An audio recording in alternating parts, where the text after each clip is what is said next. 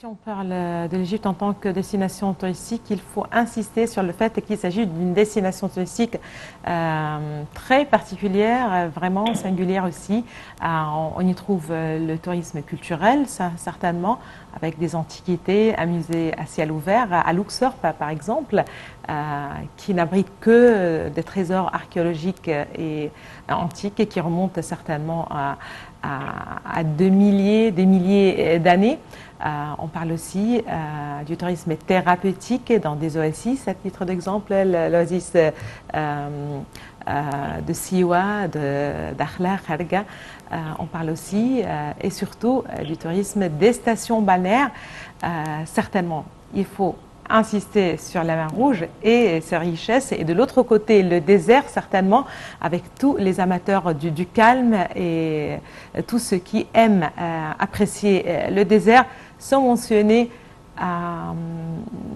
le littoral nord, tellement connu pour les Égyptiens et qui commence aussi à attirer des touristes étrangers. Pour vous parler de ceci, nous avons le plaisir d'avoir avec nous en ligne, en direct, M. Hazem Hassan, qui est un expert en tourisme. Bonjour, M. Hazem Hassan. Bonjour. On parle du tourisme qui a repris des couleurs en enregistrant un taux de croissance de 34% en comparaison avec l'année dernière, un taux prometteur qui confirme la croissance enregistrée, il faut le préciser, en 2022. L'Égypte a accueilli 11,7 millions de touristes en 2022, soit une hausse de 55% en comparaison avec l'année précédente. La Banque centrale d'Égypte a annoncé que le tourisme avait réalisé des recettes de 10,7 milliards de dollars entre 2021 et 2022, soit une augmentation de plus de 100% en comparaison avec l'exercice précédent. Et cette année-ci s'annonce encore plus intéressante. Bien sûr que déjà pour la première moitié de l'année, on a fait vraiment un pas énorme en avant, parce qu'il ne faut pas oublier que justement le tourisme culturel qui commence justement la saison au mois de septembre-octobre, la haute saison commence à septembre-octobre, et là, ça fait une montée importante. L'été, en règle générale, c'est plutôt les stations balnéaires. On parle de Sharm el-Sheikh, Hurghada. Et là, donc, ça ne s'arrête jamais. Même en hiver, ces stations balnéaires reçoivent des touristes. Donc, on voit que là, déjà, les chiffres sont très prometteurs. Et on espère que ça va doubler justement ce qu'on a estimé, nos estimations pour le tourisme, soit au niveau du nombre de nuits touristiques ou au niveau des revenus du tourisme. Donc on voit que justement grâce à cette multitude de variétés et de choix pour le tourisme, soit culturel, soit station balnéaire, soit même l'organisation des compétitions sportives, les conférences. Donc l'Égypte aujourd'hui a commencé à varier de ses ressources pour attirer les touristes. Et là, ça commence à donner vraiment ses fruits déjà cette année. Très bien. Là, il faut rappeler que ces chiffres sont réalisés en dépit de la baisse de 40% du nombre des touristes russes et ceux d'Ukraine de 80%, mais on a pu justement compenser ces pertes et réaliser une croissance considérable. Il faut rappeler que le tourisme venant de l'Europe de l'Est, mais surtout de la Russie et de l'Ukraine, représentait aussi un chiffre assez important. Tout à fait. Et là, on voit que justement les pays de l'Est aujourd'hui ont commencé à arriver avec des grands nombres. Je peux citer quand même quelques nationalités qui ne connaissent pas beaucoup. Je parle des Polonais, les Bulgares, les Roumains, beaucoup de nationalités. Et on voit justement leur présence sur la carte touristique de l'Égypte est devenue très importante. Et c'est pas sur le compte justement des grands pays exportateurs de tourisme pour l'Égypte, comme l'Angleterre, comme les États-Unis, la France, l'Italie, l'Allemagne, l'Espagne et les pays de l'Amérique latine aussi. La Colombie, le Brésil, l'Argentine, ces pays ont commencé à apparaître d'une façon remarquable sur la carte touristique de l'Égypte. Et bien sûr, là, on avait un peu de recul au niveau des chiffres des touristes qui arrivent depuis l'Extrême-Orient, comme la Chine, le Japon, la Corée, Oui. mais ça reprend doucement, mais sûrement. Très bien. Si on parle du mouvement touristique au niveau ou à l'échelle mondiale, il faut bien rappeler que le tourisme a repris dans le monde après plus ou moins 2 années. Je ne vais pas dire de stagnation, mais de faiblesse, si on peut dire, un mouvement qui n'était pas très importante vu la crise sanitaire mondiale. Cette année-ci, ça reprend avec beaucoup de force. On voit cette volonté de la part des gens partout, en fait, différentes nationalités, de sortir, de voyager, d'explorer à nouveau le monde. L'Égypte ne fait pas exception, mais j'aimerais bien savoir, est-ce qu'aussi la valeur de la monnaie nationale joue un rôle ici, c'est-à-dire le flottement ou la dévaluation de la livre égyptienne devant le dollar ou l'euro à titre d'exemple. Est-ce que c'est plus encourageant pour le tourisme en général, comme on le dit? Et sinon, c'est-à-dire, est-ce qu'il n'y a pas un autre moyen justement d'encourager le tourisme en gardant une valeur plus... je sais pas, je ne trouve pas les mots, mais voilà, une valeur plus importante pour la livre devant les devises étrangères?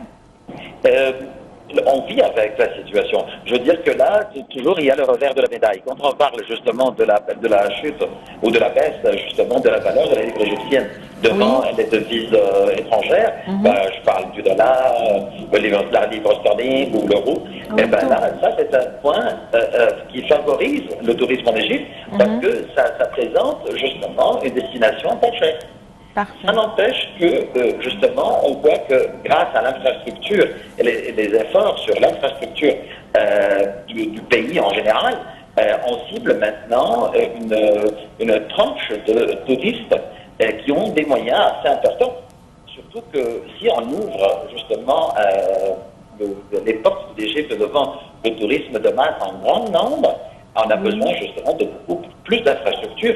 Et là, je parle des hôtels, des bateaux de croisière, des moyens pour loger les touristes. Et là, justement, on doit aussi augmenter le nombre d'avions qui arrivent en Égypte et aussi on augmente les moyens de transport dans le pays. C'est vrai qu'on voit aujourd'hui qu'il y a le monorail, il y a le métro, il y a le TGV égyptien, mais ça, c'est pas suffisant. Il faut que les agences de transport touristique arrivent à augmenter aussi leur nombre de leurs bus et de leurs minibus, et les moyens de locomotion en général pour les touristes qui viennent en Égypte. Tout à fait. Si la quantité de touristes ou le nombre de touristes qui arrivent en Égypte aujourd'hui va doubler ou tripler, on n'aura pas assez d'infrastructures pour recevoir et accueillir ce nombre. Donc là, c'est le revers de la médaille encore une fois de l'autre côté. Donc ça peut augmenter bien sûr, et on voit des prix aujourd'hui au niveau des chambres dans des hôtels qui font des records qui dépassent les $1000 la nuit, $2000 la nuit. Et là, c'est une très bonne chose, mais ça indique justement qu'on a besoin d'investir un peu plus dans l'infrastructure hôtelière et touristique. Voilà. Par contre, l'infrastructure routière a été réaménagée, si vous le voulez bien, une importance très particulière accordée à l'infrastructure du réseau routier qui est effectivement capable justement de faire face à une demande encore plus importante et qui facilite beaucoup les voyages et les trajets. Si on... Oui, je vous en prie. Et justement, quand on voit que déjà l'infrastructure sur les réseaux routiers, justement des moyens de transport en commun, justement ça encourage beaucoup de gens à investir en construisant des hôtels et augmenter le nombre de nuits touristiques dans le pays. Voilà, c'est une infrastructure qui est capable justement de répondre à la demande. J'aimerais bien parler des campagnes de promotion pour le tourisme. En Égypte, de temps à autre, on trouve que l'Égypte participe à des marchés en fait organisés en Europe, par exemple, dans un pays européen, pour promouvoir le tourisme en général. Quelle est l'importance de ces marchés, de ces foires, si vous le voulez bien, mais aussi des campagnes destinées à la promotion du tourisme? Tout à fait. On essaie de faire des promotions touristiques pour l'Égypte dans tous les pays, soit des pays qui existent déjà sur la carte du tourisme en Égypte, ou de nouveaux pays, ou même des pays qui n'envoyaient pas souvent beaucoup de touristes.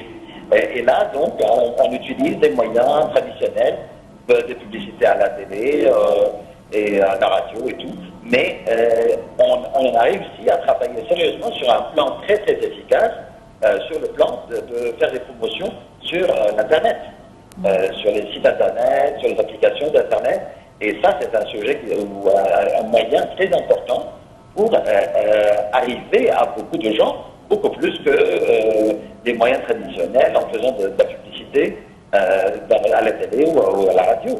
Parce que ça va direct aux clients, aux touristes.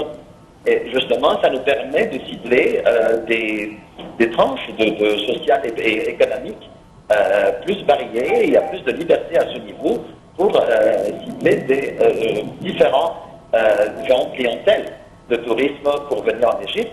Et même quand on parle par exemple du tourisme sportif, du tourisme de conférences, on peut aussi attirer le tourisme pour les festivals de cinéma ou les festivals de musique, organiser des festivals de musique, sans oublier justement le nouvel festival par exemple de Gouna. Donc là, quand on demande ces festivités, ça va attirer l'attention de beaucoup de touristes pour venir d'une façon pour créer un nouveau genre de tourisme qui n'était pas assez actif avant.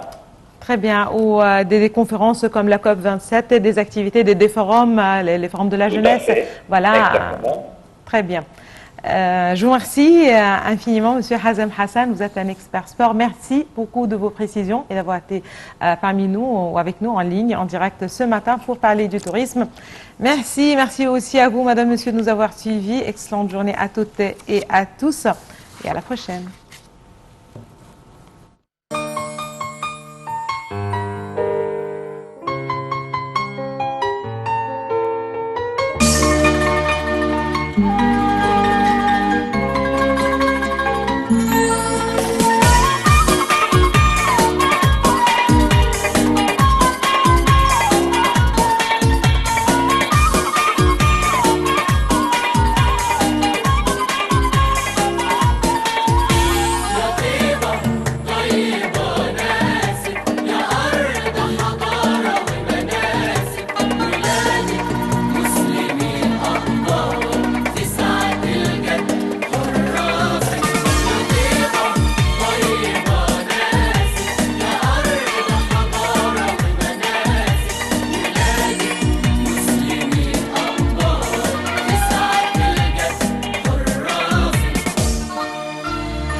يا طيبة يا رفة الخلاخيل أباري النحاس بجنين من القلعة لقصر الشوق لبوابة الفتوح أناديل يا طيبة يا رفة الخلاخيل أباري النحاس بجنين من القلعة لقصر الشوق لبوابة الفتوح أناديل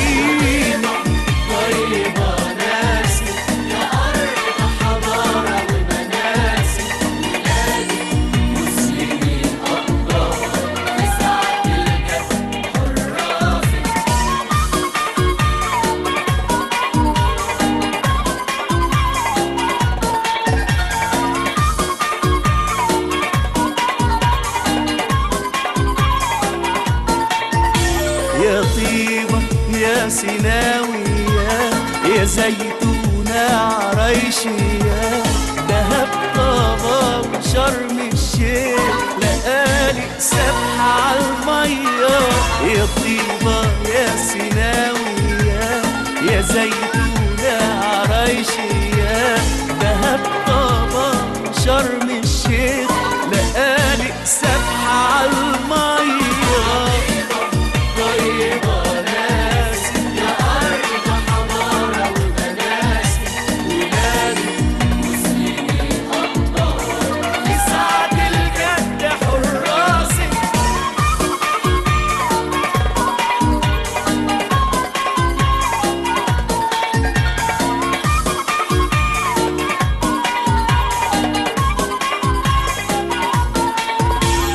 طيبة يا بركة العارفين، يا طهرة يا نفحة العاشقين، يا محروسة بنور الله ودعوة أهلك السجدين. يا طيبة يا بركة العارفين، يا طهرة يا نفحة العاشقين، يا محروسة بنور